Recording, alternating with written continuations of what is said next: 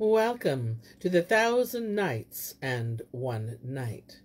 Now, when it was the 877th night, she pursued, It hath reached me, O auspicious king, that when the Frank asked Nur al-Din and the maker of the kerchief, he answered, saying, In very sooth, this kerchief is the handiwork of my mother, who made it for me with her own hand.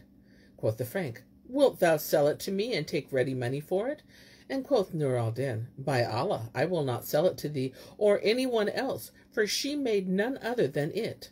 Sell it to me, and I will give thee its price this very moment, 500 dinars money down, and let her who made it make thee another and a finer. I will not sell it at all, for there is not the like of it in this city. O my lord, wilt thou sell it for 600 ducats of fine gold? And the Frank went on to add to his offer 100 by 100, till he bid 900 dinars. But Nur al-Din said, Allah will open to me otherwise than by my vending it. I will never sell it, not for 2,000 dinars, nor more than that, no, never. The Frank ceased not to tempt him with money, till he bid him 1,000 dinars, and the merchant present said, We sell thee the kerchief at that price, pay down the money. Quoth Nur al-Din, I will not see it, I swear by Allah. But one of the merchants said to him, Know thou, O my son, that the value of this kerchief is 100 dinars at most, and that to an eager purchaser, and if this Frank pay thee down 1,000 for it, thy profit will be 900 dinars.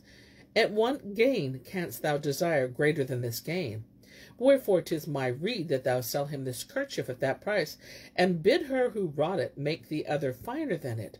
So shalt thou profit 900 dinars by this accursed Frank, the enemy of Allah and of the faith. Nur al-Din was abashed at the merchants, and sold the kerchief to the Frank, who in their presence paid him down the 1,000 dinars, with which he would have returned to his handmaid to congratulate her on what had passed. But the stranger said, Hark, O company of merchants, stop my lord Nur al-Din, for you and he are my guests this night. I have a jar of old Greek wine and a fat lamb, fresh fruit, flowers, and confections. Wherefore do you all cheer me with your company tonight, and not one of you tarry behind. So the merchant said, O my lord Nur al-Din, we desire that thou be with us on the like of this night, so we may talk together, we and thou, and we pray thee of thy favour and bounty, to bear us company, so we and thou may be the guests of this Frank, for he is a liberal man. And they conjured him by the oath of divorce, and hindered him by main force from going home. Then they rose forthright, and shutting up their shops, took Nur al-Din, and fared with the Frank, who brought them to the goodly and spacious saloon, wherein were 2 daïses. Here he made them sit, and set before them a scarlet tray cloth of goodly workmanship, and unique handiwork, wroughten in gold, with figures of breaker and broken lover, and beloved asker and ass, whereon he ranged precious vessels of porcelain and crystal, full of the costliest confections, fruits and flowers, and brought them a flagon of old Greek wine. Then he bade slaughter a fat lamb, and kindled fire, proceeding to roast its flesh, and feed the merchants therewith, and give them draughts of that wine, winking at them the while to ply Nur al-Din with drink. Accordingly, they ceased not plying him with wine till he became drunken, and took leave of his wits. So when the Frank saw that he was drowned in liquor, he said to him, O my lord Nur al-Din, thou gladden us with thy company tonight. Welcome, and again welcome to thee. Then he enraged him a while in talk, till he could draw near to him, when he said with dissembling speech, O my lord Nur al-Din, wilt thou sell me thy slave girl, whom thou boughtest in presence of these merchants a year ago for 1,000 dinars? I will give thee at this moment 5,000 gold pieces for her, and thou wilt thus make 4,000 ducats profit. Nur al-Din refused, but the Frank ceased not to ply him with meat and drink, and lure him with lucre, still adding to his offer, till he bid him 10,000 dinars for her. Whereupon Nur al-Din in his drunkenness said before the merchants, I sell her to thee for 10,000 dinars. Hand over the money. At this, the Frank rejoiced with joy exceeding, and took the merchants to witness the sale. They passed the night in eating and drinking, mirth and merriment, till the morning, when the Frank cried out to his pages, saying, Bring me the money. So they brought it to him, and he counted out 10,000 dinars to Nur al-Din, saying, O my lord, take the price of thy slave girl, whom thou soldest to me last night in the presence of these Moslem merchants. Replied Nur al-Din, O accursed, I sold thee nothing, and thou liest and net me, for I have no slave girls. Quoth the Frank, In very sooth, thou didst sell her to me, and these merchants were witness to that bargain. Thereupon all said, Yes, indeed, thou soldest him thy slave girl before us for 10,000 dinars. O Nur al-Din, and we will all bear witness against thee of the sale. Come, take the money and deliver him the girl, and Allah will give thee a better than she in his stead. Doth it irk thee, O Nur al-Din, that thou boughtest the girl for 1,000 dinars, and hast enjoyed 1.5 years of her beauty and loveliness, and taken thy fill of her converse and her favours? Furthermore, thou hast gained some 10,000 golden dinars by the sale of the zones, which she made thee every day, and thou soldest for 20 sequins. And after all this, thou hast sold her again at a profit of 9,000 dinars, over above her original price. And withal thou deniest the sale, and beholdest, and makest difficulties about the profit? What gain is greater than this gain, and what profit wouldest thou have profitable than this profit? And thou love her, thou hast not thy fill of her all this time, so take the money and buy thee a handsomer one than she. Or we will marry thee to one of our daughters, lovelier than she, at the dowry of less than half this price, and the rest of the money will remain in thy hand as capital. And the merchant ceased not to ply him with persuasion and specious argument till he took the 10,000 dinars, the price of the damsel. And the Frank straightway fetched Kazis and witnesses, who drew up the contract of sale by Nur al-Din of the handmaid hight Miriam the girdle girl. Such was the case. But as the regards, the damsel sat awaiting her lord from morning till sundown, and from sundown till noon of night, and when he returned not, she was troubled, and wept with sore weeping. The old druggist heard her sobbing, and sent his wife, who went in to find her, and finding her in tears, said to her, O my lady, what aileth thee to weep? She said, O my mother, I have sat waiting the return of my lord Nur al-Din all day, but he cometh not, and I fear lest someone has played a trick on him, to make him sell me, and he hath fallen into the snare, and sold me. And Shahrazad perceived the dawn of the day, and ceased to say her permitted say. Now, when it was the 878th night, she resumed, It hath reached me, O auspicious king, that Miriam the girdle girl said to the druggist's wife, I am fearful lest one has played a trick on my lord to make him sell me, and he hath fallen into the snare and sold me. Said the other, O my lady Miriam, were they to give thy lord this hall full of gold as thy price, yet would he not sell thee, for what I know of his love to thee. But, O my lady, belike there be company come from his parents at Cairo, and he hath made them an entertainment in the lodging where they alighted, being ashamed to bring them hither, for that the place is not spacious enough for them, or because their condition is less than that he should bring them to his own house. Or belike he preferred to conceal thine affair from them, so pass the night with them, and inshallah tomorrow he will come to thee safe and sound. So burden not thy soul with cark and care, O my lady, for of a certainty this is the cause of his absence from thee last night, and I will abide with thee this coming night, and comfort thee until thy lord return to thee. So the druggist's wife abode with her, and cheered her with talk throughout the dark hours, and when it was morning, Miriam saw her lord enter the street, followed by the Frank, and the middlemost of the company of merchants, at which sight her side muscles quivered, and her colour changed, and she fell a shaking as a ship shaketh in mid-ocean for the violence of the gale. When the druggist's wife saw this, she said to him, O my lady Miriam, what aileth thee, that I see thy case changed, and thy face grown pale, and showed disfeatured? Replied she, By Allah, O my lady, my heart forebodeth me of parting and severance of union. And she bemoaned herself with the saddest sighs, reciting these couplets. Incline not to parting, I pray, for bitter its savour is aye. E'en the sun at the setting turns pale, to think he must part from the day, and so at this rising for joy of reunion he's radiant and gay. Then Miriam wept passing sore withal, naught could be more, making sure of separation, and cried to the druggist's wife, O my mothers, said I not to thee that my lord Nur al-Din had been tricked into selling me? I doubt not but he hath sold me this night to yonder Frank, albeit I bade him beware of him. But deliberation availeth naught against destiny. So the truth of my words is made manifest to thee. Whilst they were talking, behold, in came Nur al Din, and the damsel looked at him, and saw that his colour has changed, and that he trembled, and there appeared on his face signs of grief and repentance. So she said to him, O my lord Nur al Din, meseemeth thou hast sold me. Whereupon he wept with sore weeping, and groaned and lamented, and recited these couplets. Whene'er the Lord gainst any man would fulminate some harsh decree, and he be wise and skilled to hear and used to see, he stops his ears and blinds his eyes, and from his brain ill judgment tears, and maketh bald as 'twere a scalp, refit of its hairs, until the time when the whole man be pierced by his divine command. Then he restores him intellect to understand. Then Nur al Din began to excuse himself to his handmaid, saying, By Allah, O my lady Miriam, verily runneth the reed with whatso Allah hath decreed. The folk put a cheat on me to make me sell thee, and I fell into the snare and sold thee. Indeed, I have sorely failed of my duty to thee, but haply he who decreed our disunion will vouchsafe us reunion. Quoth she, I warned thee against this, for this it was I dreaded. Then she strained him to her bosom, and kissed him between the eyes, reciting these couplets.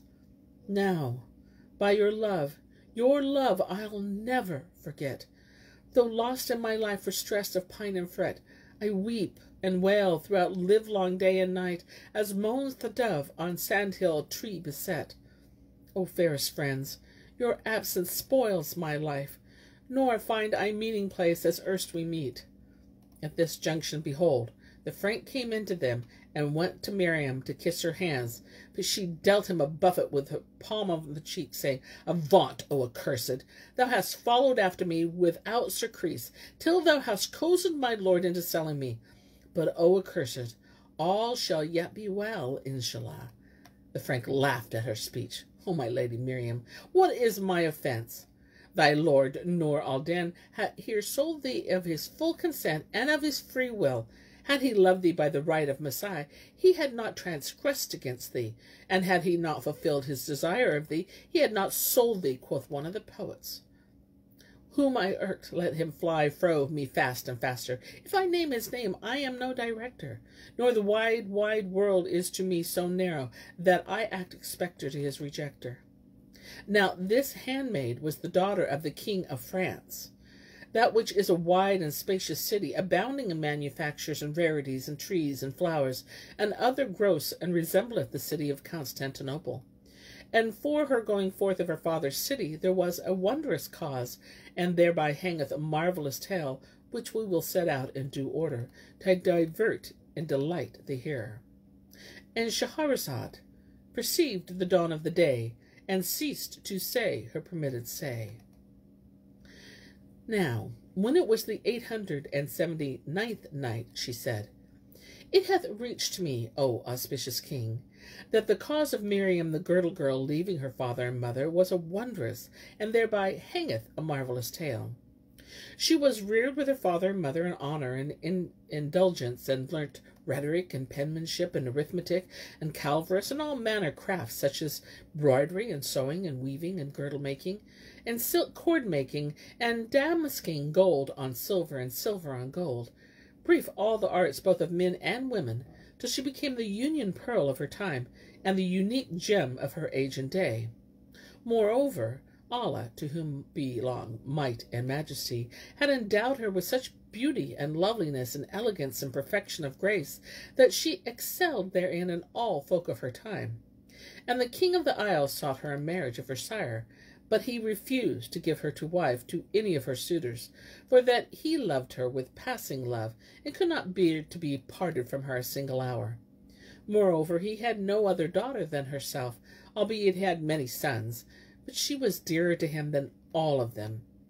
It fortuned one year that she fell sick of an exceeding sickness, and came nigh before death, wherefore she made a vow that if she recovered from her malady, she would make the pilgrimage to a certain monastery, situated in such an island, which was high in repute among the Franks, who was used to make vows to it, and look for the blessing therein. When Miriam recovered from her sickness, she wished to accomplish her vow, Annette the monastery, and her sire dispatched her to the convent in a little ship with sundry daughters of the city notables to wait upon her, and patrician knights to protect them all. So they drew near the island. There came out upon them a ship of the ships of the Moslems, champions of the faith, warring in Allah's way, who boarded the vessel, and making prize of all therein, knights and maidens, gifts and monies, sold their booty in the city of Kairouan. Miriam herself fell into the hands of a Persian merchant who was born impotent, and for whom no woman had ever discovered her nakedness. So he set her to serve him.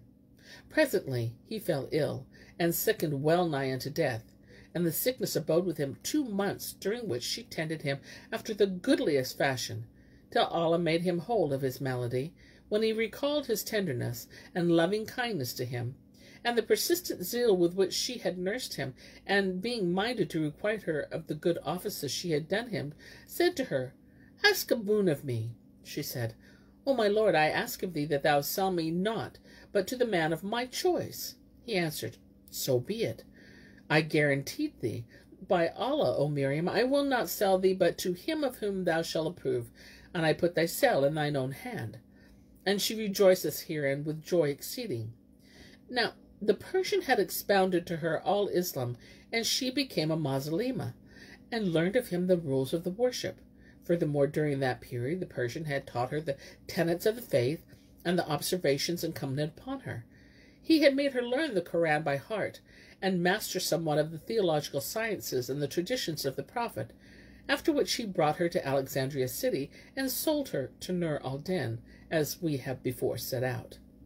Meanwhile, when her father, the King of France, heard what had befallen his daughter and her company, he saw doomsday break, and sent after her ships full of knights and champions, horsemen and footmen, but they fell not in any trace of her whom they sought in the islands of the Moslems.